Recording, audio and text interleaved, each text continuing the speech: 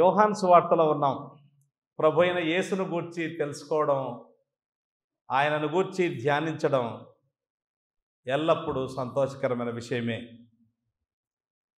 మన ప్రభువును గూర్చి చెప్పాలంటే చాలా విషయాలు ఉన్నాయని నేను చెప్పలేదు. యోహాను సువార్త రాసిన యోహాను భక్తుడే చెప్పాడు. చూడండి, యోహాను సువార్త 20వ అధ్యాయం 30-31. మరియు అనేకమైన ఇతర సూచక క్రియలను యేసు తన శిష్యుల ఎదుట చేసెను, అవి ఈ గ్రంథమందు వ్రాయబడి ఉండలేదు. ఆయన చెప్పినవన్నీ కూడా ఈ గ్రంథమందు చేసినవన్నీ ఈ గ్రంథమందు వ్రాయబడి ఉండలేదు. 21-25. యేసు చేసిన కార్యములు ఇంకను అనేకములు కలవు, వాటిలో ప్రతి దానిని వివరించి వ్రాసిన ఎడల అట్లు వ్రాయబడిన గ్రంథములకు భూలోకమైనను చాలదని నాకు తోచుచున్నది. You can never exhaust the riches of Christ. క్రీస్తు ప్రభు యొక్క గొప్పతనాన్ని గూర్చి తెలుసుకునే విషయంలో, ఆయన మంచితనాన్ని గూర్చి తెలుసుకునే విషయంలో ఎన్నడూ చాలినంత మనము నేర్చుకోలేము. ఒకసారి పాల్ వాషర్ అనే దైవజనుడు దేవునికి ప్రార్థన చేస్తూ ఉన్నాడట, ప్రభువా, నేను చనిపోకముందు నీ ప్రియకుమారుడైన యేసును గూర్చి తనివి తీర చాలినంత ప్రకటించి చనిపోవాలనుకుంటున్నాను, నాకు నా ప్రార్థన విని సహాయం చేయి అంటే దేవుడు ఆయనతో మాట్లాడాడు. స్వరము వినపడలేదు, కానీ ఆయన మనసుతో ఏం చెప్పాడంటే, ఇప్పుడు కాదు, ఇక ముందు కూడా నిత్యత్వంలో కూడా నా ప్రియకుమారుని గూర్చి నీవు చాలినంత, సరిపోయినంతగా నాకు చాలు అని చెప్పగలిగినంత ఎన్నడూ ప్రకటించలేదు. యేసు ప్రభు అనంతుడు. ఆ అనంతుడైన దేవుని గూర్చి సువార్తల్లో మనము నేర్చుకుంటూ ఉన్నాం. కనుక యేసు అంటే ఎవరు, ఆయన ఏమేం చేశాడు, ఆయన గొప్పతనం మనం తెలుసుకుంటున్నాం. ఈ యోహాను సువార్తను మనము ధ్యానం చేస్తున్నాం కదా, మెయిన్ పాయింట్ మర్చిపోకూడదు. ఎప్పుడు కూడా మెయిన్ పాయింట్ దృష్టిలో పెట్టుకోవాలి. ముఖ్య వచనం ఏంటి, ఉద్దేశం ఏంటి, ఈ యోహాను సువార్తను ఎందుకు రాశాడు, యోహాను అనే శిష్యుడు ఎందుకు రాశాడు అని అంటే, 20వ అధ్యాయం 31వ వచనంలో యేసు దేవుని కుమారుడైన క్రీస్తు అని మీరు నమ్మనట్లును, యేసు నిజస్వరూపం మీకు తెలియజేయడం కోసం నేను రాస్తున్నాను. యేసు కేవలము నజరేయుడైన యేసు మాత్రమే కాదు, వడ్రంగి వాడైన యోసేపు యొక్క కుమారుడు అని పిలువబడిన ఆ వ్యక్తి మాత్రమే కాదు, యేసు దేవుని కుమారుడైన క్రీస్తుని మీరు నమ్మనట్లును, నమ్మి ఆయన నామమందు జీవము పొందినట్లును ఇవి వ్రాయబడెను. ఎందుకు నమ్మాలి అంటే, ఆయన నామమందు మీకు జీవం కలగాలి, మీరు నిత్య జీవం పొందుకోవాలి, పరలోక భాగ్యం మీకు కలగాలి. సింపుల్గా మీరు యేసు ప్రభువును గూర్చి సరిగ్గా తెలుసుకొని అది నమ్మి పరలోకంలో ఆయనతో పాటు నిత్యము ఉండాలి అన్న ఉద్దేశం చేత నేను ఈ మాటలు రాస్తున్నాను అని చెప్పాడు. అందులో భాగంగా ఇప్పుడు 3వ అధ్యాయంలోనికి వెళ్దాం. 3వ అధ్యాయంలో 22వ వచనము నుండి 36వ వచనం వరకున్న లేఖన భాగాన్ని చదువుకుందాం. 22వ వచనము నుంచి 36 వరకు. అటు తర్వాత యేసు తన శిష్యులతో కూడా యూదయ దేశమునకు వచ్చి అక్కడ వారితో కాలము గడుపుచూ బాప్తిస్మమిచ్చుచూ ఉండెను.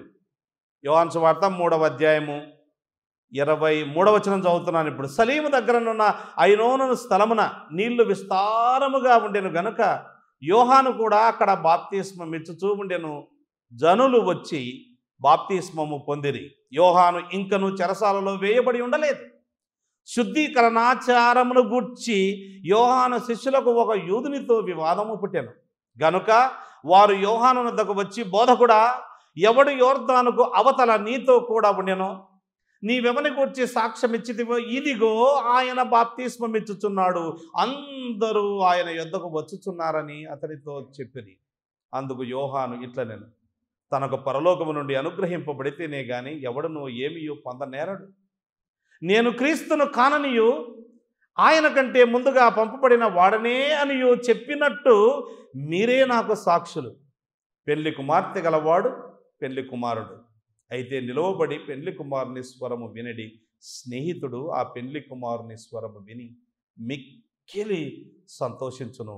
ఈ నా సంతోషము పరిపూర్ణమై ఉన్నది. ఆయన హెచ్చవలసి ఉన్నది, నేను తగ్గవలసి ఉన్నది.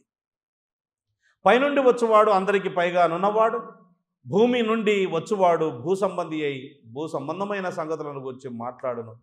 పరలోకము నుండి వచ్చువాడు అందరికీ పైగా నుండి తాను కన్నవాటిని గూర్చియు విన్నవాటిని గూర్చియు సాక్ష్యమిచ్చును. ఆయన సాక్ష్యము ఎవడును అంగీకరింపడు. ఆయన సాక్ష్యము అంగీకరించిన వాడు దేవుడు సత్యవంతులను మాటకు ముద్ర వేసి ఉన్నాడు. ఏలైనగా దేవుడు తాను పంపిన వానికి కొలత లేకుండా ఆత్మను అనుగ్రహించును గనుక ఆయన దేవుని మాటలే పలుకును. తండ్రి కుమారుని ప్రేమించుచున్నాడు గనుక ఆయన చేతికి సమస్తమును అప్పగించి ఉన్నాడు. కుమారుని యందు విశ్వాసముంచు వాడే నిత్య జీవము గలవాడు. కుమారునికి విధేయుడు కానివాడు జీవము చూడడు, కానీ దేవుని ఉగ్రత వాని మీద నిలిచి ఉండును. ఇది దేవుని వాక్యం. This is the word of God. Let's pray. ప్రార్థన చేద్దాం. ప్రభువా, లోపము లేని దైవావేశం వలన కలిగిన మాకు జీవమై ఉన్న మీ వాక్యాన్ని మేము చదువుకున్నాం. ఈ వాక్యములో నుండి ఈ వారం కోసం మా కోసం మీరు దాచి ఉంచిన సందేశాన్ని మీరు మాకు అనుగ్రహించండి.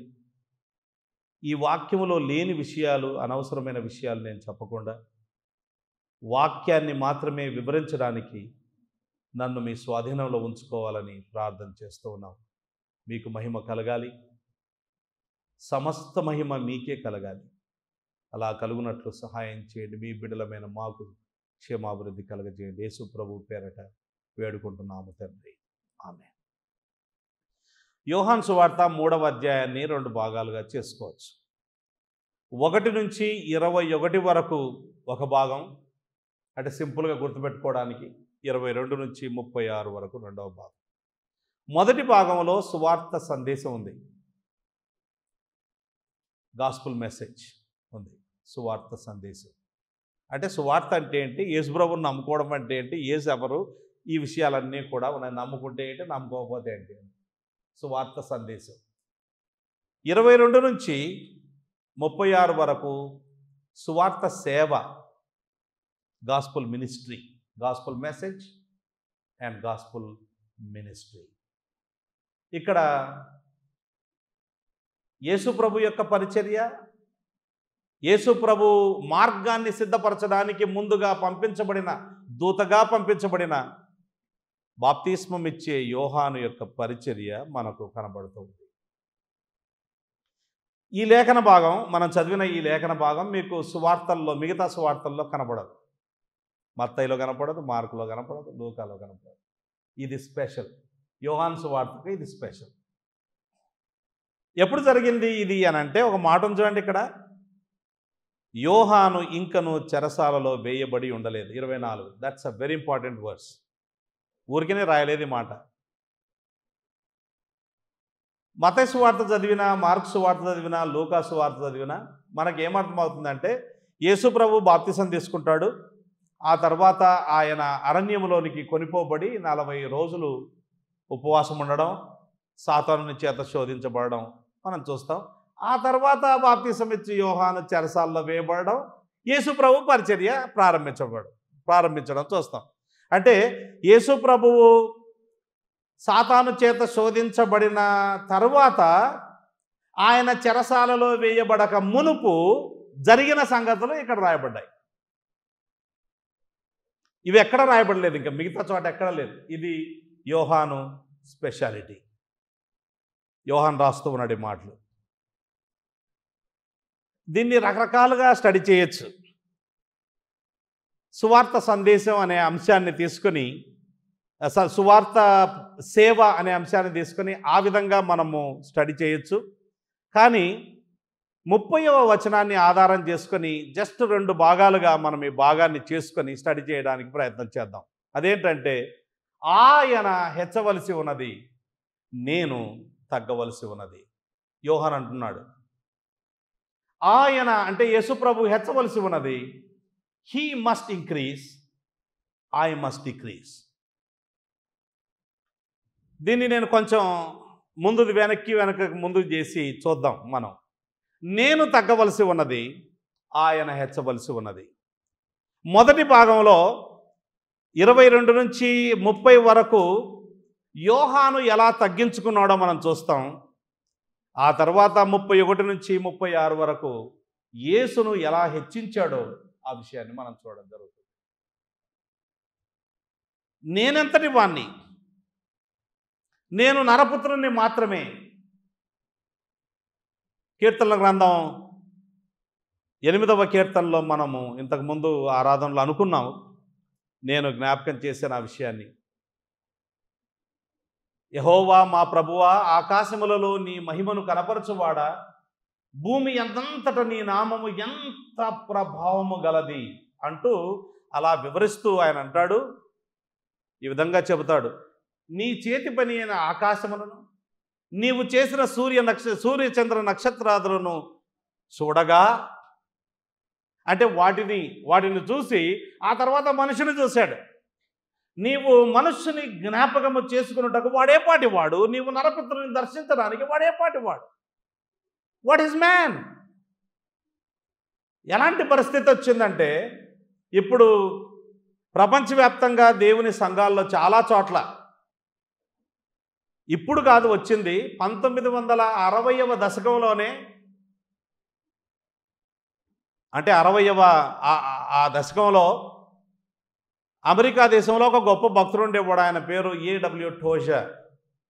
ఆయన అన్నాడు, ఆ దినాల్లోనే ప్రపంచవ్యాప్తంగా సంఘాల్లో తిరిగి ఆయన చూసిన విషయాన్ని చెప్పాడు. అదేంటంటే, దేవుణ్ణి గూర్చి సంకుచిత భావాలు ఉన్నాయట.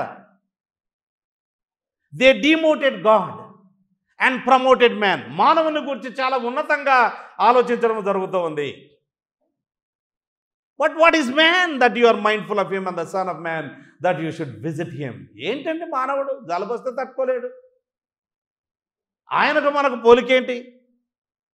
ఆయన దేవుడు, మనం మానవులం. ఆయన సృష్టించిన భూమండలాన్నే సర్వజ్ఞాని అయిన దేవుడు భూతద్దం పెట్టుకొని చూస్తే కనపడదు. ఈ భూమండలంలో ఎన్నో దేశాలు, విశాలమైన ఈ మండలంలో ఎన్నో దేశాల్లో భారతదేశం ఒకటి. భారతదేశంలో 140 కోట్ల జనాభాలో నీవెక్కడ? నిన్ను గూర్చి నీవు హెచ్చించుకోవడానికి ఆస్కారం ఎక్కడుంది? నన్ను గూర్చి నేను హెచ్చించుకోవడానికి ఆస్కారం ఎక్కడుంది?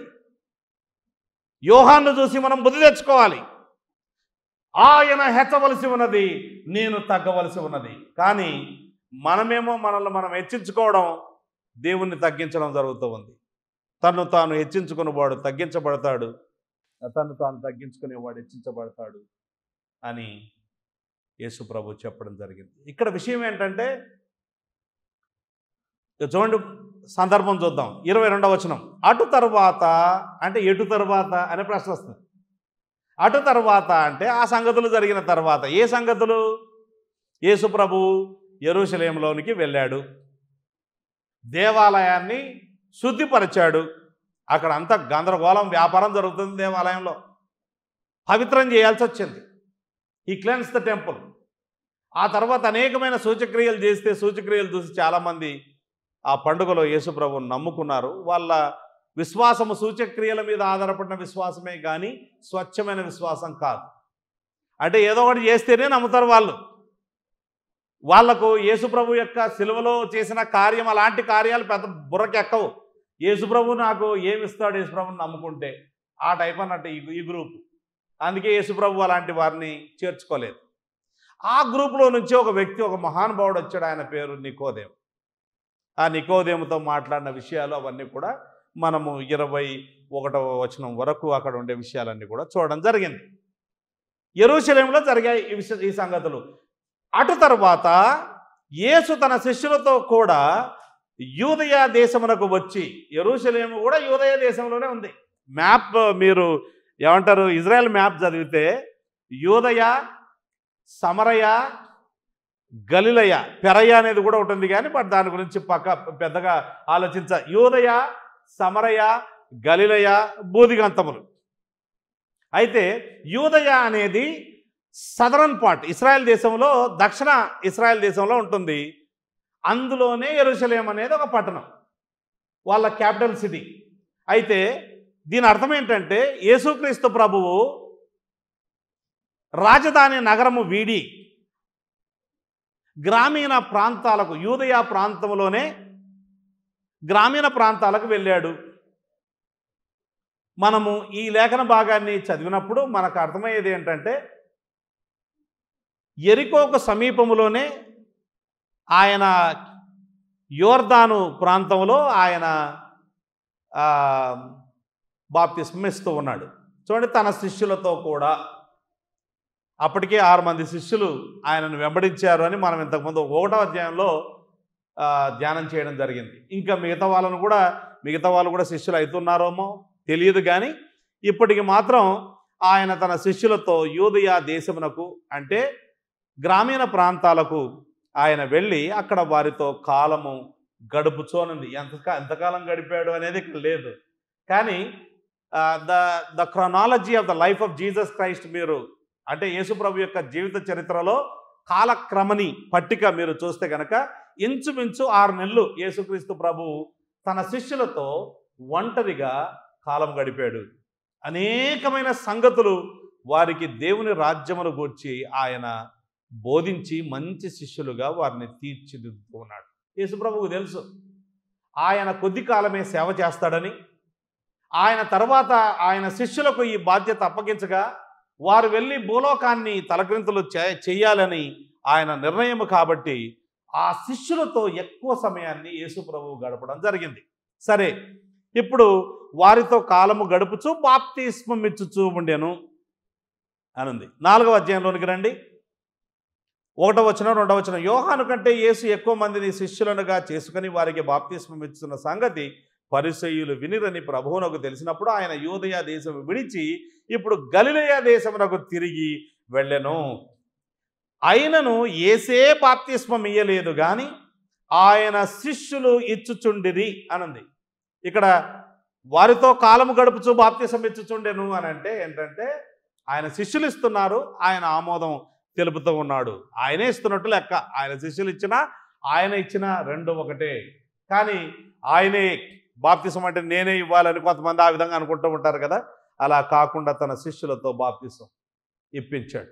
అపోసైన పౌలు కూడా ఆయన అంటాడు, నేను ఒక 2-3 కుటుంబాలకు తప్ప ఎక్కువ మందికి బాప్తిసం ఇచ్చినట్టు నాకు గుర్తులేదే అని అంటాడు. ఎందుకంటే పార్టీలు చేసుకున్నారు. నేను అపోసైన పౌలు పార్టీ అని అన్నారు. అవునా, మీరు నా పార్టీ అని నాకే తెలియదే అని అన్నాడు. అంటే చాలా ఈజ్ ఎ డిస్కరేజింగ్ థింగ్ అన్నట్టు. వాళ్ళను నార్మల్గా ఆ విధంగా ఫీల్ అయిపోతారు కొంతమంది. నేను బక్సింగ్ గారి ద్వారా బాప్తిసం తీసుకున్నా, నేను సో అండ్ సో గారి ద్వారా బాప్తిసం తీసుకున్నాను. Nothing, there is nothing in that. నియమించబడిన వాళ్ళు ఎవరు బాప్తిసం ఇచ్చినా పర్వాలేదు, మంచి సాక్ష్యం ఉండి సంఘ నాయకులుగా ఉన్నవారు ఎవరైనా బాప్తిసం ఇవ్వచ్చు. సో యేసుక్రీస్తు ప్రభు బాప్తిసం ఇస్తూ ఉన్నాడు. యేసు ప్రభు యొక్క పరిచర్య ఓవైపు జరుగుతుంటే ఇంకోవైపు సమకాలీన సమయంలోనే కంటెంపరేనియస్లీ యోహాను పరిచర్య జరుగుతుంది. సలీము దగ్గరనున్న ఐనోను స్థలమున నీళ్లు విస్తారముగా ఉండెను గనుక యోహాను కూడా అక్కడ బాప్తిసం ఇచ్చుచూ ఉండెను. ఈ ప్లేస్ ఎక్కడుందబ్బా? ఇక్కడ బై ద వే మనం బైబిల్లోని మాటలు మాట్లాడినప్పుడు కట్టుకథలు మాట్లాడడం లేదు. ఇవన్నీ చారిత్రాత్మక ప్రదేశాలు. యెరూషలేం అనే ప్రదేశం నేటికి ఉంది. యేసు ప్రభువు పుట్టిన బెత్లెహేం అనే ప్రదేశం నేటికి ఉంది. గలిలయ ప్రాంతం నేటికి ఉంది. యూదయ ప్రాంతం నేటికి ఉంది. యెరికో నేటికి ఉంది. ఏవి కట్టుకథలు కాదు, కాకమ్మ కబుర్లు కాదు. ఇవి వాస్తవ సత్యాలు.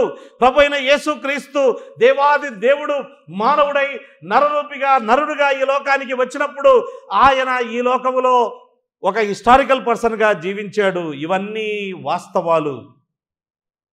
అయితే కొన్ని పాత ప్రదేశాలను కనిపెట్టడం సాధ్యం కాదు. ఎగ్జాక్ట్ లొకేషన్ కనిపెట్టడం సాధ్యం కాదు. కానీ ఊరుకుండరు కదా, నార్మల్గా పండితులు ఖచ్చితంగా వారి ప్రయత్నాలు అయితే వాళ్ళు చేస్తారు. చేసి వాళ్ళు చెప్పింది ఏంటంటే, ఇక్కడ బాప్తిసం ఇచ్చే యోహాను ఐనోను స్థలమున, సలీము దగ్గర ఐనోను స్థలమున బాప్తిసం ఇస్తూ ఉన్నాడు. ఎందుకంటే విస్తారంగా నీళ్లున్నాయి అక్కడ. ఏంటి ఈ ప్లేస్ అని అంటే ఇది సమరయ ప్రాంతం అట. యేసు ప్రభువు ఎక్కడున్నాడు? యూదయ ప్రాంతంలో ఉన్నాడు. బాప్తిస్మ ఇచ్చే యోహాను సమరయ ప్రాంతంలో ఉన్నాడు. దగ్గర దగ్గర ప్రదేశాలే. సమరయ ప్రాంతంలో ఉన్నాడు. 4వ అధ్యాయంలో సమరయ స్త్రీ దగ్గరికి వెళ్ళాడు యేసు ప్రభు. మళ్ళీ బాప్తిస్మ ఇచ్చే యోహాను కాదు. ఆ తర్వాత బాప్తిస్మ ఇచ్చే యోహాను జైల్లో పెట్టారనుకోండి, ఇంకా చనిపోయాడు ఆయన చంపేశారు. ఇక్కడ మాత్రం మంచి నీళ్ళున్న ప్రదేశం. మంచి నీళ్ళు స్ప్రింకిలింగ్ చేయాలంటే ఒక గ్లాస్ నీళ్ళు తీసుకొని మొత్తం మనుషులందరి మీద స్ప్రింకిల్ చేయొచ్చు. నీళ్లు విస్తారంగా ఉండేనో ఎందుకు రాయబడింది అని అంటే ముంచడం కోసం నీళ్ళు విస్తారంగా కావాలి. స్ప్రింక్లింగ్ కోసం అవసరం లేదు. పోరింగ్ కోసం కూడా అవసరం లేదు. పోరింగ్ అనే ఒక కాన్సెప్ట్ కూడా ఉంది. సో అక్కడ ఆయన బాప్తిసం ఇస్తూ ఉన్నాడు. జనులు వచ్చి బాప్తిసం పొందుతూ ఉన్నారు. యోహాను ఇంకనూ చెరసాల్లో వేయబడి ఉండలేదు. అది ఇంపార్టెంట్ పాయింట్. సో మనం చెప్పుకున్నాం అది. శుద్ధీకరణాచారమును గూర్చి యోహాను శిష్యులకు ఒక యూదునితో వివాదం పుట్టింది. శుద్ధీకరణాచారం అంటే ఇక్కడ 2వ అధ్యాయంలో కూడా మనకు ఆ మాట కనబడుతూ ఉంది. సో 2వ అధ్యాయంలో రాతి బాణల గురించి మాట్లాడుతూ 6వ వచనంలో యూదుల శుద్ధీకరణాచార ప్రకారము 2-3 తూములు పట్టు 6 రాతి బాణలు అక్కడ ఉంచబడాను. ఇక్కడ శుద్ధీకరణాచార ప్రకారము అనంటే శుద్ధీకరణాచారము అనంటే ఏంటంటే సింపుల్గా బాప్తిసం. యోహాను శిష్యులకు ఇప్పుడు యేసు ప్రభుకు యోహానుకు పోటీ లేదండి, కానీ వాళ్ళని ఫాలో అయ్యే శిష్యులకు పోటీ వచ్చింది, కాంపిటీషన్ వచ్చింది. యోహాను శిష్యులు యేసు ప్రభువును ఒక కాంపిటీటర్గా చూస్తున్నారు, ఒక పోటీదారునిగా చూస్తూ ఉన్నారు. ఎందుకంటే యోహానును ప్రజలు వదిలిపెట్టేసి యేసు ప్రభు వైపు వస్తున్నారు. యోహాను దగ్గర కూడా వెళ్తున్నారు ఇంకా స్టిల్. కానీ చాలామంది తండోపతండాలుగా యేసు ప్రభు దగ్గరికి వచ్చి బాప్తిసం తీసుకుంటూ ఉన్నారు. తీసుకుంటే యోహానును బాగా ప్రేమించిన వాళ్ళు, యోహాను గొప్పతనాన్ని కోరుకునే వాళ్ళు, ఏంటి మా సార్ దగ్గర తక్కువ మంది ఉన్నారు, ఆయన దగ్గరకు ఎక్కువ మంది పోతున్నారు, ఆఫ్టర్ ఆల్ ఆయనకు బాప్తిసం ఇచ్చింది కూడా మా సారే కదా, మరి ఆయన దగ్గరకు పోతే ఎట్లా అని వాళ్ళలో ఒక యూదునితో వివాదం పుట్టింది. ఈ ఒక యూదుడు ఎవరో తెలియదు, కానీ మనము ఈ విధంగా అనుకోవచ్చు, యేసు ప్రభువును వెంబడించే ఒక యూదుడు. అంటే ఈయన యేసు ప్రభు శిష్యుడు, వాళ్ళేమో యోహాను శిష్యులు. మధ్యలో ఒక వివాదం పుట్టింది. ఏంటంటే అసలు మీ బాప్తిసం కరెక్టా, మా బాప్తిసం కరెక్టా, ఈ రెంటిలో ఏది కరెక్ట్ అని వాదలాడుకొని ఆ తర్వాత యోహాను వద్దకు వచ్చారు. గనుక వారు యోహాను వద్దకు వచ్చి ఇప్పుడు అంటూ ఉన్నారు, బోధకుడా, రాబాయ్, చాలా గౌరవంగా మాట్లాడుతాం, మంచిదే, ఇవ్వవలసిన స్థానం ఇవ్వడం మంచిదే, కానీ ఎక్కువ ఇవ్వకూడని స్థానము ఇవ్వడం అది సరైనది కాదు. సో ఇక్కడ చూడండి, బోధకుడా, యేసుప్రభు పేరు కూడా ఎత్తడానికి ఇష్టం లేదండి వీళ్ళకు. They are using pronoun, they are not using noun.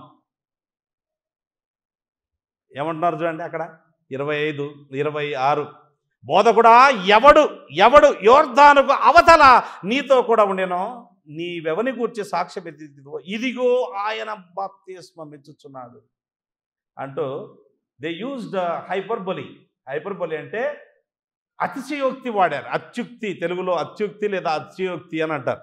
అంటే గోరంతలు కొండంతలు చేసి చెప్పడం, ఇంత ఉంటే అంత పెద్దగా చేసి చెప్పడం. ఏమంటున్నారంటే the whole world is following him, అందరూ ఆయన యొద్దకు వచ్చుచున్నారు. నిజమా? కనీసం వీళ్ళన్నా యోహాన్తో ఉన్నారు కదా, ఇంకా యోహాన్ దగ్గరికి చాలామంది వస్తున్నారు కదా. అయినప్పటికీ కూడా వీళ్ళకి ఏమనిపించిందంటే మా సార్ కంటే ఆయన మీద ఎక్కువ ప్రజలు తండోపతండాలుగా పడి వెళ్తున్నారు, ఆయన బాగా ఫేమస్ అవుతున్నాడు, మా సార్ కొంచెం ఫేమ్ తగ్గిపోతుంది, కొద్ది కొద్దిగా తగ్గిపోతున్నాడు అని వాళ్ళు ఏమంటారు, జలసి అంటారు కదా దీన్ని, జలసి, అసూయతో, యేసు ప్రభు మీద అసూయతో యోహాను శిష్యులు వచ్చి ఆయనకు చెప్పారు. నార్మల్గా ఇలాంటి సమయాల్లో యోహానుకు ఎలాంటి ఫీలింగ్ కలగాలంటే ఈ షుడ్ రియలీ ఫీల్ సారీ, బాధపడాలి. అవును కదా, నిజమే, ఇంతవరకు బాబా దేశములో ఏ సద్దూకయుణ్ణి, ఏ పరిసయుణ్ణి, ఏ మతనాయకుని నికోదేమును కూడా వెంబడించని ప్రజలేనని వెంబడించారండి. యూదయ, గలిలయ ప్రాంతాల్లో ఉండే వాళ్ళందరూ కూడా వేల వేల వేల సంఖ్యలో ఆయన దగ్గరికి వచ్చి బాప్తిసాలు తీసుకునేవారు. అన్ని రకాలైన వాళ్ళు, సామాన్యులు వచ్చేవారు, సామంతులు వచ్చేవారు, అంటే బాగా గొప్ప గొప్ప వాళ్ళు వచ్చేవారు. Is not a normal person, national figure, దేశంలో అత్యంత ప్రఖ్యాతిగాంచిన వ్యక్తి. ఎవరి దగ్గరికి ఎక్కువ మంది పోతున్నారు అని అంటే ఇదిగో పలాని వ్యక్తి దగ్గరికి ఎక్కువ మంది పోతున్నారు.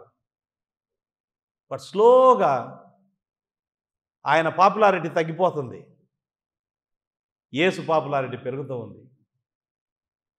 సో వీళ్ళు మినిస్టీరియల్ జెలసీ అంటారు దీన్ని. పరిచర్యలో ఉండే అసూయ. అలాంటి సందర్భంలో నార్మల్గా ఆ విన్న వ్యక్తికి ఏమనిపిస్తుందంట, కొంచెం సెల్ఫ్ పిటీ వచ్చేస్తాట. సెల్ఫ్ పిటీ అంటే తన మీద తాను కొంచెం బాధపడడం జరుగుతుంది. అయ్యో నిజమే కదా, నా పరిస్థితి ఇంత దారుణమైపోయింది, చచ్చిపోయేంత వరకు నేను దేశంలో చాలా పాపులారిటీతోనే చనిపోవాలి అని అనుకున్నాను, తీరా చూస్తే ప్రజలందరూ నన్ను ఓడించారని రాజకీయ నాయకులు అనుకుంటారు కదా, అట్లా చాలా సెల్ఫ్ పిటీలో బాధపడుతూ ఏంటో నేను చేయగలిగిందంతా చేసినప్పటికీ ప్రజలు నా మీద దయ చూపించలేదు, వాళ్ళు చెప్పిన మాటకు వారు వేసిన ఓటుకు సంబంధం లేకుండా ఉంది అని అంటారు కదా. ఆ టైపులో ప్రస్తుతం జగన్మోహన్ రెడ్డి ఫీల్ అవుతున్నట్టు. ఎన్నో మాటలు చెప్పారు నిజంగా ప్రజలు, తీరా చూస్తే ఓట్ల దగ్గరికి వచ్చే లోపల మొత్తము కంప్లీట్గా ఆపోజిట్ అయిపోయింది. So feeling so sad. అట్లా కావాలి, కానీ యోహాను వాటికి తలొగ్గలేదు.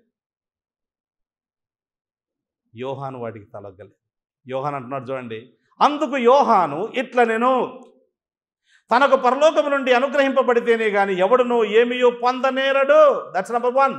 నేను క్రీస్తును కాననియు ఆయన కంటే ముందుగా పంపబడిన వాడనే నీవు చెప్పినట్టు మీరే నాకు సాక్షులు. నంబర్ 2, పెళ్లి కుమారుడు గలవాడు, పెళ్లి కుమార్తె గలవాడు, పెళ్లి కుమారుడు. అయితే నేను I'm only the best man. పెళ్లి కుమారుని తోటి పెళ్లి కొడుకుని నేను. నాకు సంతోషం, నా సంతోషం పరిపూర్ణమైంది. ఆయన హెచ్చవలసి ఉన్నది, నేను తగ్గవలసి ఉంది. 5 విషయాలు ఇక్కడ మనకు కనపడతాయి. ఈ 5 విషయాలు ఆయన జీవితంలోనే కాదు, మన జీవితంలో కూడా తగ్గింపుకు దోహదపడతాయి. బైబిల్ ప్రకారము తన్ను తాను తగ్గించుకునేవాడు హెచ్చించబడతాడు, తన్ను తాను హెచ్చించుకునేవాడు తగ్గించబడతాడు. మనకి ఇది బాగా చిన్నప్పటి నుంచి కంఠస్థమై అయిపోయింది వచనం. దేవుడు అహంకారులను ఎదిరించి దీనులకు కృప అనుగ్రహించు. అన్డిజర్వ్డ్ ఫేవర్స్ దీనులకు అనుగ్రహిస్తాడు, తగ్గించుకునే వాళ్ళని. దేవుని బలిష్టమైన హస్తముల కింద మీరు దీన మనస్కులై ఉండండి, తగిన కాలమందు ఆయన మిమ్మల్ని హెచ్చిస్తాడు. ఒకరిని హెచ్చించువాడు తగ్గించువాడు ఆయనే. పెంట కుప్పల మీద నుంచి లేవనెత్తి సింహాసనముల మీద ఎక్కించేవాడు ఆయనే. కడుపు నిండా ఉన్న వానిని ఆకలితో పంపివేయగలిగిన వాడు ఆయనే. అంటే తిండి లేకుండా చేయగలిగిన వాడు కూడా ఆయన. రాజులను దించేవాడు ఆయనే, రాజులను సింహాసనాల మీదకి ఎక్కించేవాడు ఆయనే. అన్నీ ఆయన చేతుల్లో ఉన్నాయి. మనము ప్రయత్నం చేస్తే కాదు, ఇది మనం ప్రయత్నం చేస్తే కాదు, గుర్తుపెట్టుకోవాలి. ఎందుకు చాలా చోట్ల గొడవలు ఎందుకు జరుగుతాయంటే తగ్గింపు లేకపోవడం. ఇక్కడ మనం చూసే మాట ఏంటంటే, మానవులమైన మనం ఎంత గొప్పటి వారమైన నేషనల్ ఫిగర్ అయినప్పటికీ కూడా ఆ దినాల్లో యూదులలో ఇటువంటి వాడు లేనేలేడు. సైనికులు వచ్చారు ఆయన దగ్గరికి, సుంకర్లు వచ్చారు ఆయన దగ్గరికి, సద్దూకయ్యులు వచ్చారు ఆయన దగ్గరికి, పరిసయ్యులు వచ్చారు ఆయన దగ్గరికి, డెలిగేషన్ ఫ్రమ్ జెరూసలేం వచ్చింది ఆయన దగ్గరికి. అసలు హేరోదు రాజు ఆయన మాటలు చెప్తుంటే ఆనందంతో వినడానికి ఇష్టపడేవాడు. హేరోద్ ద టెట్రాక్, చతుర్థాధిపతి అయిన హేరోదు, అంటే హేరోదు మహారాజు కాదు, ఇంకొక ఆయన. అటువంటి వాడు, స్త్రీలు కలిగిన వారిలో ఇటువంటి మనిషి లేడని యేసుప్రభువే సాక్ష్యం ఇచ్చాడు. ఎవరు కూడా పుట్టుకతో పరిశుద్ధాత్మ చేత నింపబడిన వాడు ఎవరు లేడు. తల్లి గర్భంలోనే పరిశుద్ధాత్మతో నింపబడిన వాడైన ఈయనను గూర్చి 700 సంవత్సరాల కిందటే బైబిల్లో రాశారు. ప్రత్యేకంగా పంపబడిన వాడైన మెస్సియా యొక్క మార్గాన్ని సిద్ధపరచడానికి వచ్చిన వాడైన 400 సంవత్సరాలు దేవుడు మనుషులతో ఏమీ మాట్లాడలేదు. ఈయనే ఆ voice, the voice of God crying in the wilderness. Is not a normal person. John the Baptist was not a normal person. Very very great man. Great man. ఇంత గొప్పవాడు ఎన్నో అన్నాడు. ఇంతకుముందు అన్నాడు, ఆయన చెప్పుల వారు విప్పడానికి కూడా నేను యోగ్యుని కాదన్నాడు. నేను నీళ్లతో మీకు బాప్తిసం ఇస్తున్నా, నా వెనుక వచ్చేవాడు నాకంటే గొప్పవాడు, ఆయన పరిశుద్ధాత్మలో అగ్నిలో బాప్తిసం ఇస్తాడన్నాడు. ఆయన చెప్పుల వారు విప్పడానికి కూడా యోగ్యుని కాదన్నాడు. ఇప్పుడు అంటున్నాడు, he must increase and I must decrease. ఆయన హెచ్చవలసి ఉన్నది, నేను తగ్గవలసి ఉన్నది. ఎట్లా చెప్పగలిగాడు ఈ మాటలు అని అంటే చూడండి, ఈ లేఖన భాగంలోనే మనకు కనబడతాయి. నంబర్ 1, 27వ వచనములో, తనకు పరలోకము నుండి అనుగ్రహింపబడితేనే కానీ ఎవడునూ ఏమీ పొందనేరడు. ఈ మాటకు అర్థమేంటో తెలుసా అండి? He believed in the sovereignty of God in all things. అన్ని విషయాల్లో దేవుడు సార్వభౌముడు. దేవుడు ఒక వ్యక్తి యొక్క పరిచర్యను దీవించి ఉన్నతంగా ఆశీర్వదించాలనుకుంటే అది ఆయన చిత్తం. ఒక వ్యక్తిని నార్మల్ వ్యక్తిగా, సామాన్యునిగా అలాగే ఉంచాలనుకుంటే అది ఆయన చిత్తం. నువ్వు చేసే ప్రయత్నాలను బట్టి జరగదు. ఈ దినాల్లో క్రైస్తవ లోకంలో ముఖ్యంగా పాస్టర్లైన వాళ్ళు ఎట్లున్నారంటే, సోషల్ మీడియాను ఉపయోగించుకొని తమ్మును తాము సెల్ఫ్ ప్రొజెక్ట్ చేసుకునే విషయంలో లోకము కంటే ఇంకా 4 ఆకులు ఎక్కువనేమో అన్నట్టుగా విపరీతమైన సెల్ఫ్ ప్రొజెక్షన్, సెల్ఫ్ ఈఫేసింగ్ అనేది తక్కువైపోయింది, సెల్ఫ్ ప్రొజెక్షన్ అనేది ఎక్కువైపోయింది. అంటే నన్ను గురించి నేను ఎక్కడ ప్రతి సోషల్ మీడియాలో ప్రతి చోట నేను కనపడాలి, కనపడకపోతే నేను నా పాపులారిటీ తగ్గిపోద్దేమో, నా పాపులారిటీ తగ్గిపోద్దేమో. ఈ పాపులారిటీ కాంటెస్ట్లో ఉన్నారు చాలామంది. ఈయన దగ్గర నుంచి నేర్చుకునేది ఏంటంటే, believe in the sovereignty of God. మనుషుల్ని రక్షించేది ఆయనండే, నేను కాదు. లూదియా హృదయాన్ని తెరిచింది దేవుడు, అవునా కాదా? 16వ అధ్యాయం అపోస్తల కార్యములు 14వ వచనంలో అపోస్తలైన పౌలు వాక్యం చెప్తున్నాడు. నీ పని అంతే, వాక్యం చెప్పేంత వరకే నువ్వు చేయగలిగింది. కానీ హృదయాలు తెరిచేది, రాతి గుండెను తీసివేసి మాంసపు గుండెను అనుగ్రహించేది, నిలువెల్ల పాపముతో నిండుకున్న మానవుడు కంప్లీట్గా దేవునికి తన మనసులో చోటు ఇయ్యనొల్లని వాడు యేసుప్రభు అంటే అమాపారమైన ప్రేమ ఆ వ్యక్తిలో చోటు చేసుకుంటుంది. ఎట్లా వస్తుంది అంటే, God changes. You don't do it, it is God who does it. జీవితాలను మార్చేది దేవుడు. మొదటి కొరింథీ పత్రిక 4వ అధ్యాయం 7వ వచనంలో ఈ విధంగా రాయబడింది, ఎందుకనగా నీకు ఆధిక్యము కలగజేసిన వాడెవడు? నీకు కలిగిన వాటిలో పరుని వలన నీవు పొందనిది ఏది? పొందియుండియు పొందనట్టు నీవు అతిశయింపనేలా. నీకు ఆధిక్యం ఎవరు కలగజేశారు? ఆధిక్యం ఎవరు కలగజేశారు? దేవుడు కలగజేస్తాడు. నేను నాటిదిని అప్పల్లో నీరు పోసాను, వృద్ధి కలగజేసేవాడు దేవుడే.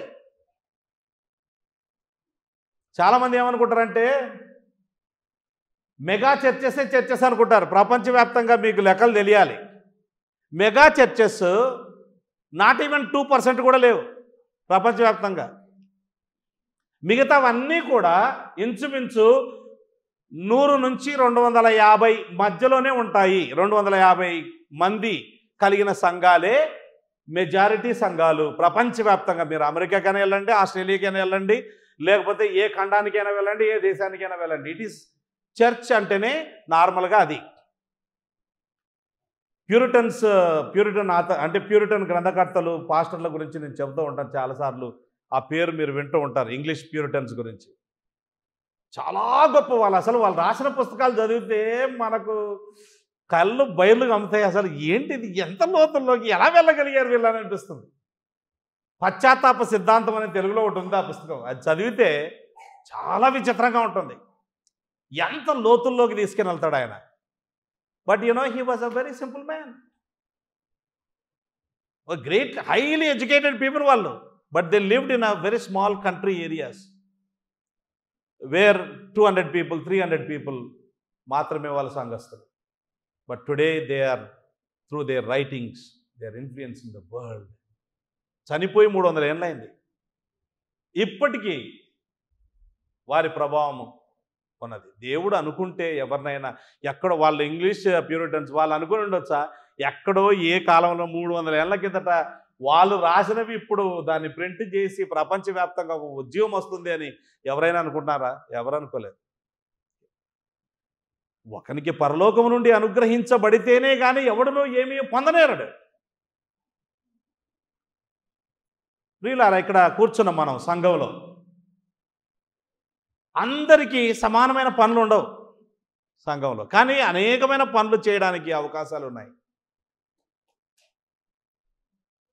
విలియం బార్క్లే అనే కొత్త నిబంధన పండితుడు ఈ విధంగా అన్నాడు, to do a secondary task for for God makes it a great task అన్నాడు. ద్వితీయ శ్రేణి పని దేవుని కోసం, ద్వితీయ శ్రేణి పని లేదా తక్కువ పని చేయడం అనేది గొప్ప పని అని అన్నాడు. దేవుని కోసం తక్కువ పని అయినా గొప్ప పనే, అది ఊడ్చే పని అయినా గొప్ప పనే, తూడ్చే పని అయినా గొప్ప పనే, బాత్రూంలు కడిగే పని అయినా గొప్ప పనే. ఎవరి కోసం చేస్తున్నావు అన్న దాని మీద ఆధారపడి ఉంటుంది అది గొప్పనా గొప్ప కాదా అనేది. To do a secondary task for God makes it a great task. Any task done for God is necessarily great అన్నాడు. Any task done for God is necessarily great. దేవుని కోసం చేసిన ఏ పనైనా అది వాస్తవానికి మంచి పనే, గొప్ప పని. రాబర్ట్ బ్రౌనింగ్ అనే వ్యక్తి అంటాడు, all service ranks the same with God అన్నాడు. All service ranks the same with God అంటే తక్కువ పని చేసేవాడు తక్కువడని కాదు. దేవుని దృష్టిలో దేవుడు అందరినీ కూడా ఎలా చూడాలో అలా చూస్తాడు. కొన్నిసార్లు తక్కువ పని చేసేవాడిని దేవుడు గొప్ప వ్యక్తిగా కూడా చూడవచ్చు. ఎందుకంటే అబ్స్క్యూరిటీలో ఎవరూ చూడకుండా, ఎవరు చేశారో తెలియదు, బట్ పనులు జరుగుతూ ఉన్నాయి. ఇలా ఆదివారం రోజు మనం వచ్చి ఆరాధన చేయడానికి, ఈ ఏర్పాట్లన్నీ జరగడానికి somebody is behind it. You may not know their name, but God knows their name. నీకు వాళ్ళ పేర్లు తెలిసి ఉండకపోవచ్చు, తెలియకపోవచ్చు, కానీ దేవుడు ప్రతిదీ చూస్తున్నాడు. All service ranks the same with God. Nothing is secondary or third, అట్లా ఏముండదు.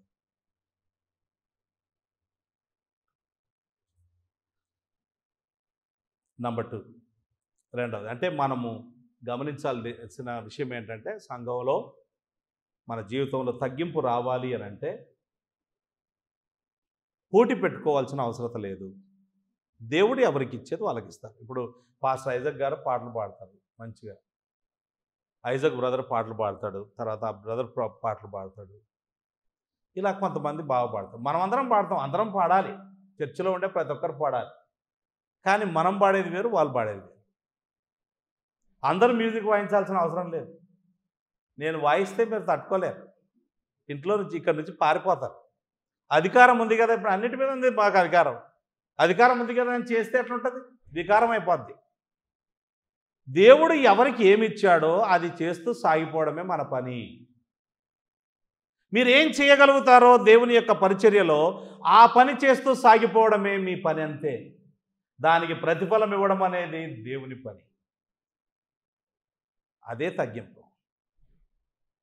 ఎవరికి ఎంత వచ్చింది అన్నది కాదు. ఆయన ఎందుకు గొప్ప ఇట్లా ఉన్నాడు, వాళ్ళు ఎందుకు ఇట్లా, నేను ఎందుకు ఇట్లా అని అనుకున్నామంటే నీలో తగ్గింపు లేదని అర్థం. నీలో తగ్గింపు లేదంటే దేవుణ్ణి శత్రువుగా చేసుకుంటున్నామని అర్థం. You are making God as your enemy. దేవుడు అహంకారులను ఎదిరించి అనే మాటకు గ్రీకులో పదానికి అర్థమేంటో తెలుసా, విరోధి అయినా అర్థం. Heal become an enemy. Can you imagine? దేవుణ్ణి ఎనిమీగా చేసుకొని బతకగలుగుతామా మనం? నెమ్మది ఉంటుందా? దేవుణ్ణి శత్రువుగా చేసుకుంటే బతకలేం.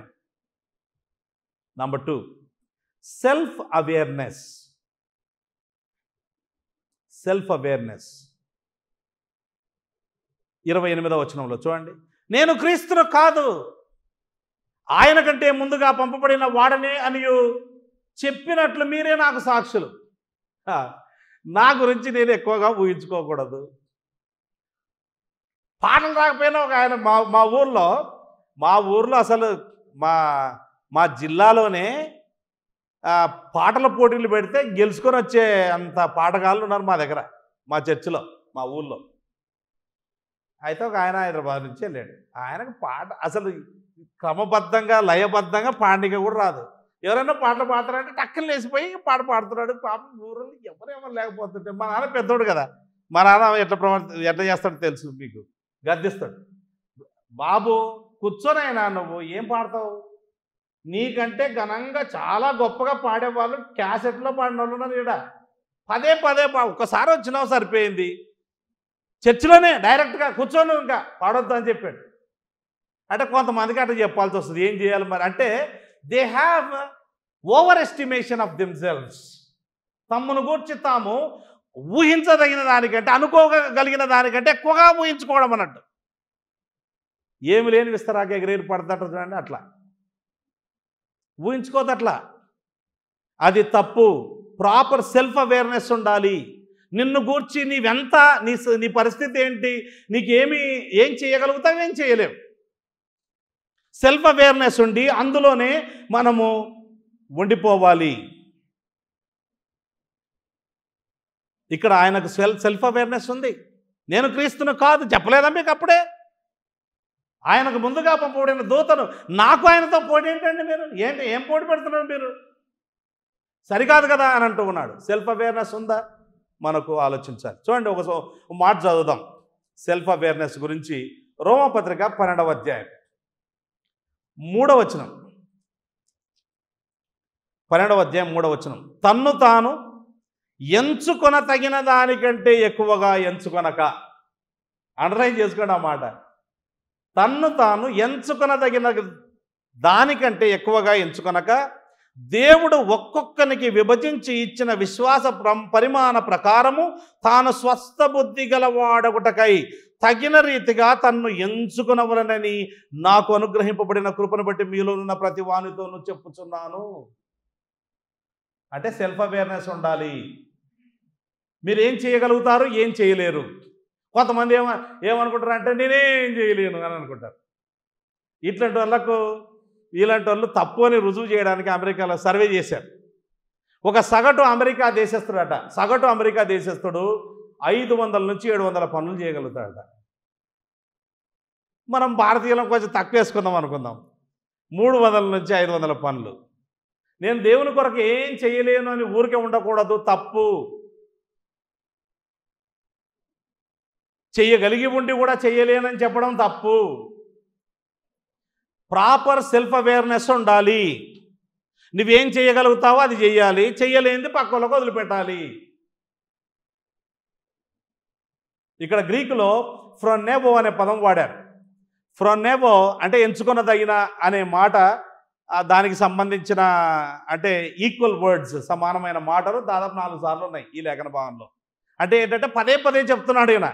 మనము దీన్ని ఎట్లాంటి సందర్భంలో వాడతామంటే, ఆస్తులు, ఇప్పుడు మీరు మీ పిల్లలకు ఆస్తి పంపకాలు చేయాలి. ఓకే, ఏం రాయాలో తెలుసా? అక్కడ ఇంగ్లీష్లో అయితే ఇట్లా రాయాలి, being sane and in my right mind I mister Emmanuel do hereby bequeath అని. అప్పుడు ఇంకా నా ఆస్తిపాస్తులన్నీ నా కూతురికి ఏమి ఇవ్వాలి, కొడుకుకి ఏమి ఇవ్వాలి అని రాయాలి. అంటే మెంటల్ వచ్చిన తర్వాత లేదా మైండ్ సరిగా పనిచేయనప్పుడు మీరు రాసిన ఆ వీలునామా చెల్లదు.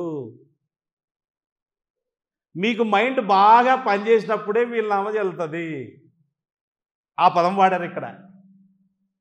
అంటే ఏం చెప్పాలంటే, I Sen and in my right mind, being sane and in my right mind I mister Emmanuel can do these things and cannot do these things అని అనుకోవాలి. ఇవి చేయగలుగుతా, ఇవి చేయలేను, అప్పుడే తగ్గింపు వస్తుంది. లేకపోతే ఎంచుకున్న తగిన దానికంటే ఎక్కువగా ఎంచుకొని లేనిపోని సమస్యలు తీసుకుని వచ్చే అవకాశం ఉంది. సెల్ఫ్ అవేర్నెస్ ఉండాలి. మూడవది, నేను సగభాగమే చెప్పి ముగిస్తాను ఈరోజు. ఓకే, నేను తగ్గవలసి ఉన్నది చెప్పి ముగిస్తాను, హెచ్చవలసి ఉన్నది వచ్చే వారం చూద్దాం. మూడవది 29వ వచనం చూడండి. ఇక్కడ యోహాను సువార్త 3వ అధ్యాయము 29వ వచనంలో మూడవది ఉంది. అదేంటంటే, పెళ్లి కుమార్తె గలవాడు పెళ్లి కుమారుడు అయితే నిలువబడి పెళ్లి కుమారుని స్వరం వినడి స్నేహితుడు ఆ పెళ్లి కుమారుని స్వరము విని మిక్కిలి సంతోషించడు.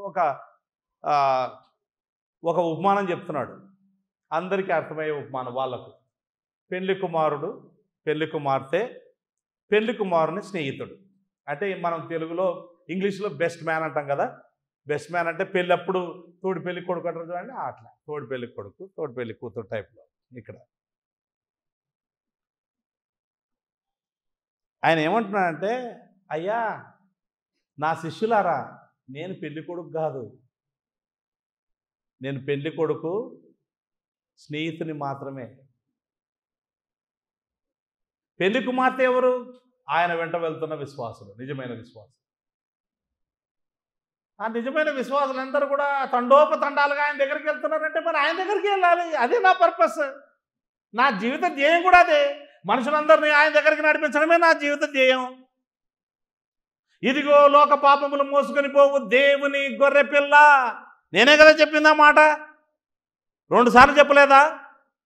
ఇదిగో లోక పాపములు మోసుకొని పోవు దేవుని గొర్రె పిల్ల. వీళ్ళు నా దగ్గరికి కాదు రావాల్సింది, మీరు కూడా నా దగ్గరికి కాదు రావాల్సింది. అల్టిమేట్గా మీరు కూడా యోహాను ఆంద్రేయ వెళ్ళిపోయారు కదా, ఆయనను వెంబడించారు, నన్ను విడిచి వెళ్ళిపోయారు, ఆయనను వెంబడించారు. అట్లాగే మీరు కూడా నన్ను విడిచి ఆయనను వెంబడించాలి. If you are a bride, you must go to the bridegroom. I am not the bridegroom, I am only the friend of the bridegroom అంటున్నాడు. అంటే దీని అర్థం ఏంటో తెలుసండి? మీ మనసు యేసుప్రభు మీద పెట్టండి, మనుషుల మీద కాదు పెట్టాల్సింది. అపోస్తలుడైన పౌలు కొరింథీ సంఘానికి రాస్తూ చెప్పాడు, మీలో కొందరు నేను పౌలు వాడనని చెప్పుకుంటున్నారు, కొందరు అపోల్లో వాడనని చెప్పుకుంటున్నారు, కొందరు కేఫా వాడను అంటే పేతురు వాడిని అని చెప్పుకుంటున్నారు, మరికొంతమంది మేము క్రీస్తు వాళ్ళమని చెప్పుకుంటున్నారు. అపోల్లో ఎవడు? పౌలు ఎవడు? కేఫా ఎవడు? మేము దేవుని పరిచారకులం మాత్రమే. మమ్మల్ని కాదు వెంబడించాల్సింది, మీ మనసు పెట్టాల్సింది యేసుప్రభు మీద. క్రీస్తు మీ కొరకు మరణించాడు, మేము మరణించలేదు కదా. క్రీస్తు, మేము చనిపోయామా మీ కొరకు? క్రీస్తు ప్రభు కదా చనిపోయింది. Fix your thoughts and your minds on Christ. యేసు ప్రభు మీద మీ మనసు పెడితే తగ్గింపు వస్తుంది, మనుషుల మీద మనసు పెడితే హెచ్చింపు వచ్చే అవకాశం ఉంది. మేము గొప్పవాళ్ళం, మా సార్ చాలా ఇంతకుముందు నేషనల్ ప్రీచర్ ఆయన, ఇప్పుడు ఏదో కొంచెం తగ్గిపోయింది కానీ ప్రాబల్యం అని అట్లా అనుకునే అవకాశం ఉంది. No, fix your eyes on Christ. A W Pink అనే ఒక దైవజనుడు, by the way A W Pink గారి పుస్తకాలు తెలుగులో కూడా ఉన్నాయి, మీరు తీసుకొని చదవాలి. ఏడబ్ల్యూ పింక్ అనే దైవజనుడు అంటాడు, ఈ విధంగా అంటాడు. అది నాకు చాలా వింతగా కొత్తగా అనిపించింది, ఇది కరెక్ట్ అనిపించింది, నిజమే.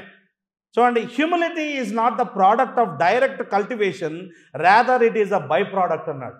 అంటే నేను తగ్గించుకోవాలంటే ఏమేం చేస్తే తగ్గింపు వస్తుంది అని నీవు డైరెక్ట్గా కల్టివేషన్ చేసుకుంటే, నీవు పెంపొందింప చేసుకుంటే హ్యూమిలిటీ రాదు. It is a by product, it is not a direct cultivation, not a product of the direct cultivation, but it is ఆ by product.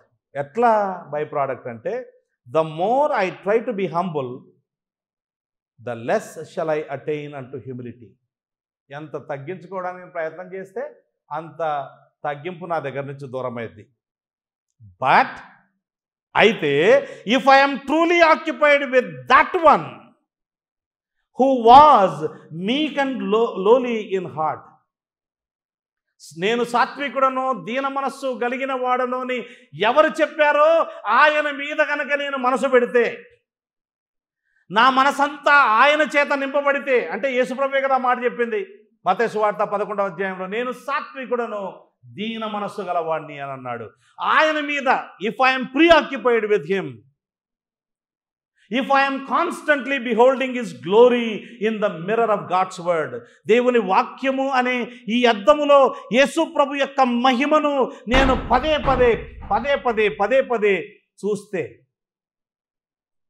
If I'm constantly beholding his glory in the mirror of God's word, then shall I be changed into the same image from glory to glory, even as by the Spirit of the Lord.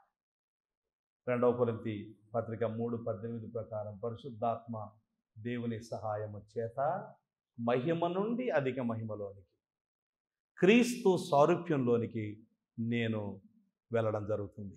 ఆయన సారూప్యం ఏంటి? నేను సాత్వికుడను, దీన మనసు గలవాడిని. కనుక మనం ఏదో develop చేసుకోవాలని ప్రయత్నం చేయడం ద్వారా తగ్గింపు రాదు. మరి తగ్గింపు రావాలంటే యేసుప్రభు మీద మనసు పెట్టాలి. యేసుప్రభు preoccupied. You must be preoccupied with Christ and Christ alone. అపోస్తలుడైన పౌలు అంటాడు, సిలువ వేయబడిన క్రీస్తును తప్ప నేను మీ మధ్య దేనిని ఎరగకుంటునని మీతో చెప్తున్నా అన్నాడు. I preach Christ and him crucified అన్నాడు. I preach Christ and him crucified అంటే వేరే అంశాలు చెప్పలేదా పౌలు? చెప్పాడు. కానీ వాటన్నిటినీ క్రీస్తు ప్రభువుకు కనెక్ట్ చేసి చెప్పడం జరిగింది. సో నా జీవితం అంతా యేసు ప్రభు మీదనే ఉండాలి. యేసు ప్రభువుని గురించి ఎంత తెలుసుకుంటే అంత మంచిది. తగ్గింపు వస్తుంది.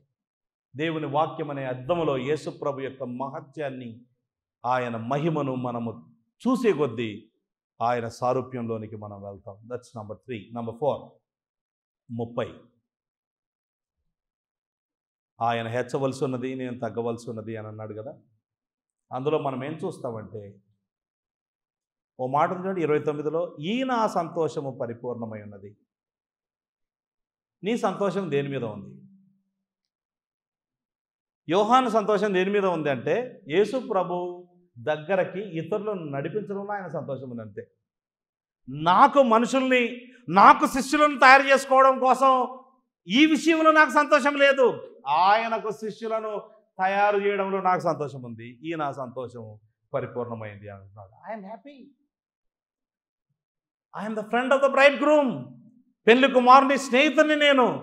అందరినీ ఇప్పుడు ఎలా ఉంటుందంటే, పూర్వకాలంలో ఓ రాజు వస్తున్నాడు అనుకోండి, ఓ పలానా చోటికి రాజు వస్తున్నాడు. వస్తే అంతకంటే ముందు ఒక చాటింపు వేసే వ్యక్తిని పంపుతారు. ఆయన వచ్చి గట్టిగా కేకలేస్తున్నాడు, చాటింపు వేస్తున్నాడు.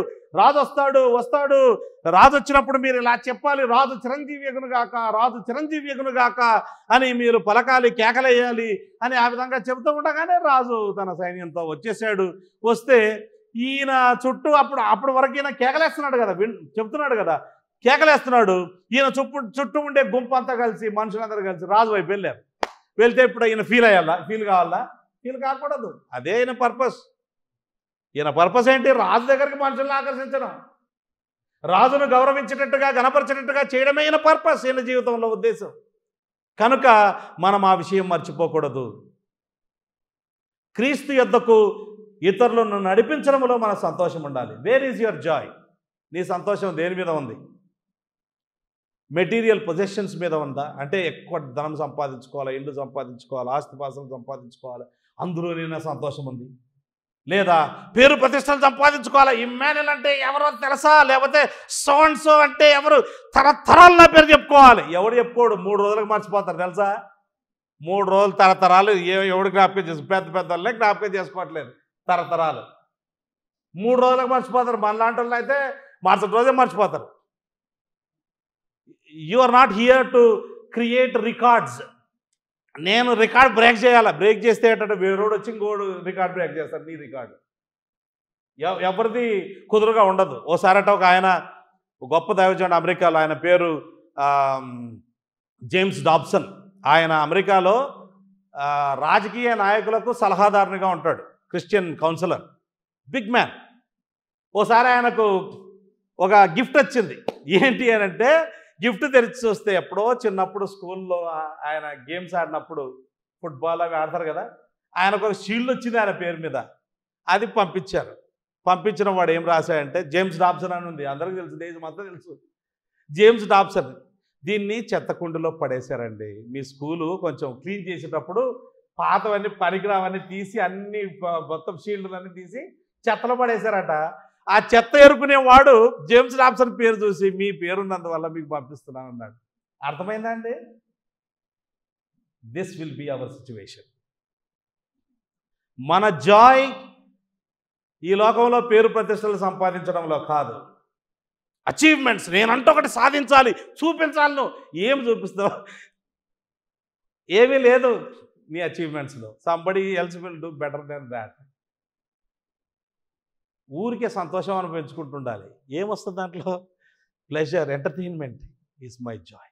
My joy is found only in entertainment. 24 గంటలు టీవీ చూడడంలోనే నా ఆనందం. నో, నా ఆనందం క్రీస్తు యొద్దకు మనుషులను నడిపించడంలో నా ఆనందం ఉండాలి. అది 4వది. 5వది చెప్పుకొని ముగించుకుందాం. 3వ అధ్యాయం 30 వచనం. ఆయన హెచ్చవలసినది నేను తగ్గవలసినది. అంటే ఇక్కడ 5వ పాయింట్ ఏంటంటే, క్రీస్తుకు గౌరవం దక్కితే నాకు అంతే చాలు. నాకేమి, నా గురించి ఎవరు ఆలోచించాల్సిన అవసరం లేదు. క్రీస్తు గణపరచబడితే చాలు, క్రీస్తుకు మహిమ వస్తే చాలు, అంతే నాకు చాలు అంటూ ఉన్నాడు.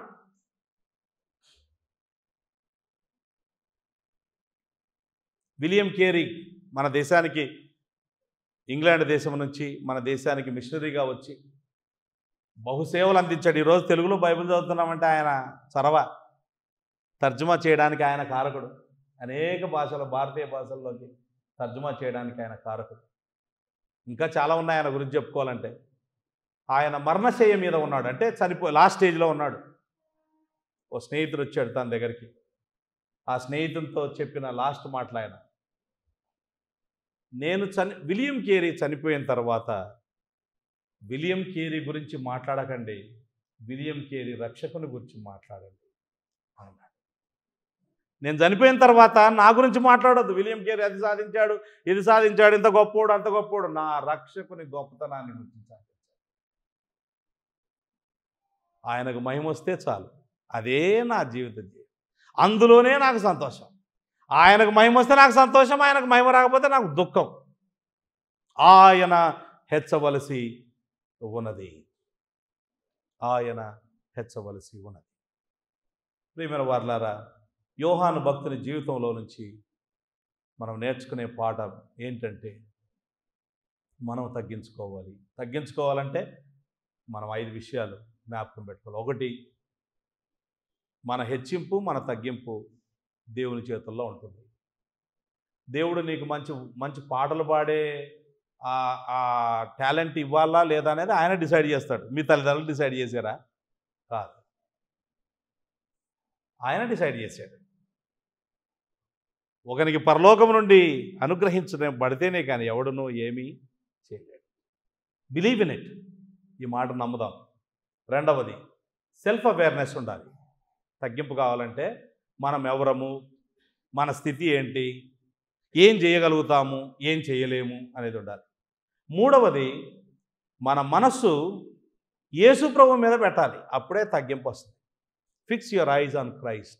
ఆయనను చూడండి అయ్యా, నేను క్రీస్తుని కాదు, ఆయన మీద మనసు పెట్టండి. Fix your eyes on Christ. 4వది, ఇతరులను క్రీస్తు యొద్దకు నడిపించడంలోనే సంతోషాన్ని పొందుకోండి. మిగతా వాటి విషయాలు, ఆ సంతోషం కొద్దిసేపులు ఉంటుంది, పోతుంది. డబ్బు వల్ల కలిగే సంతోషం కొద్దిసేపులు ఉంటుంది, పోద్ది. వినోదం వల్ల ఉండే సంతోషం కొద్దిసేపులు ఉంటుంది, పోద్ది. పేరు ప్రతిష్టలు వచ్చి నీకు పూలదండలేసి నీకు గౌరవ సత్కారాలు, సన్మానాలు చేస్తే కొద్దిసేపులు ఉంటుంది, పోద్ది. నీకు ఇవ్వబడిన షీల్డ్ కూడా నీ దగ్గర ఉంటుందో ఉండదో తెలియదు. Find your joy in leading others to Christ. 4వది. 5వది, యేసు ప్రభు గౌరవించబడితే, యేసు ప్రభువుకు మహిమ వస్తే చాలు, అందులోనే నేను సంతోషిస్తాను, ఆయన మహిమలోనే నాకు సంతోషం ఉంది అని అనుకుంటే మనకు తగ్గింపు వస్తుంది. కనుక యోహాన్ లాగా మన జీవితాలు తగ్గించుకుందాం.